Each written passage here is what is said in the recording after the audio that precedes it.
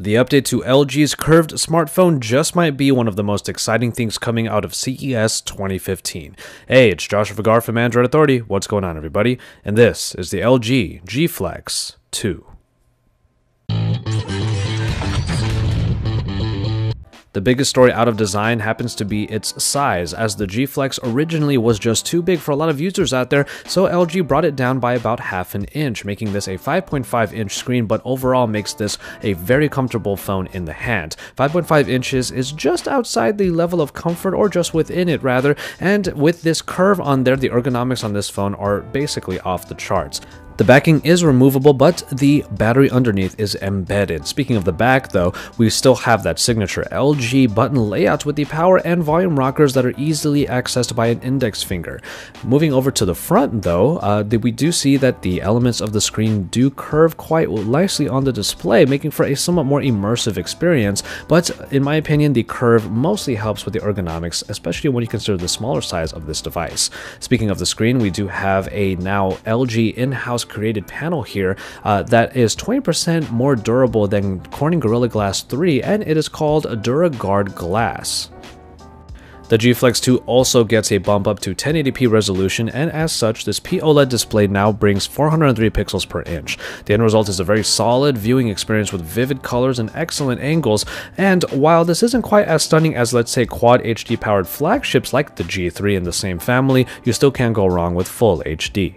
It was absolutely clear that LG really wanted to go all in with the G Flex 2 when we found that this was the first sighting in the wild of the Snapdragon 810, and as such, the 64-bit octa-core processor should be able to make everything fly beautifully, and we even did a benchmark test on the G Flex 2 that we were testing and found its scores to be among the best.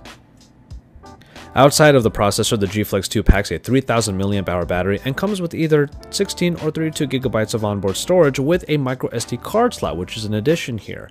And of course, one of LG's biggest features, aside from its flexing display, is the self-healing back. With superficial scratches, you should see an enhanced healing factor on here that allows for some superficial scratches to go away in under 10 seconds. Now, while that might be the case, even medium pressure using, let's say, this key that I used allowed it to maintain its scratches. Unfortunately, the removable back needed to be replaced.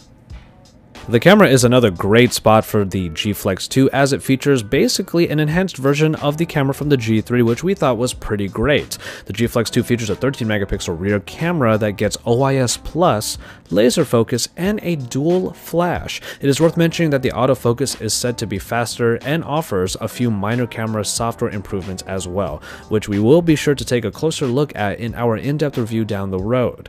Self-portraits are, of course, a focus of this particular phone as the selfie revolution continues to gain steam, but in this case, using the hand gestures in order to take pictures has returned, but there is a nice new feature on here that I actually think is pretty great. The fact that you can take the G Flex 2, take a selfie, and then when you make the gesture by bringing the phone down in order to, let's say, hit the gallery icon and look at the picture that you just took, instead, the phone will detect that you want to and show the picture right away for a very quick self-preview. It's a pretty nice way of just making that particular procedure a little bit faster and a little bit easier.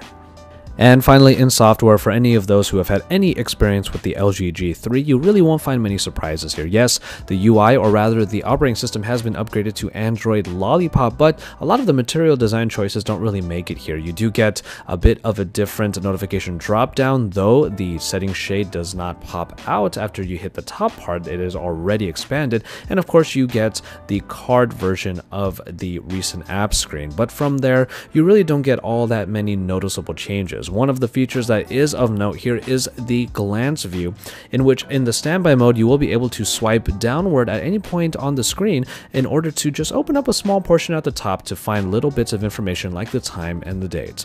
But after that, you do have updates to things like the Smart Notice and the Smart Bulletin, where they will allow a little bit more information to be shown, but ultimately a lot of what you see here is very similar to the most previous iterations of the LG UI.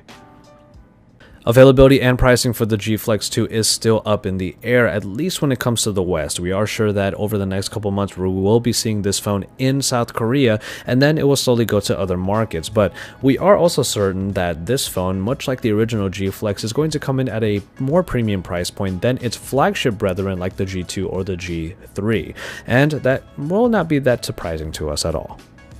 And so there you have it, the LG G Flex 2. One of the biggest announcements at CES 2015 is certainly this particular phone that brings a unique design along with enhancements across the board that make it vastly better than the original G Flex, especially in terms of ergonomics, but brings a lot of what makes the LG G3 already a great flagship smartphone.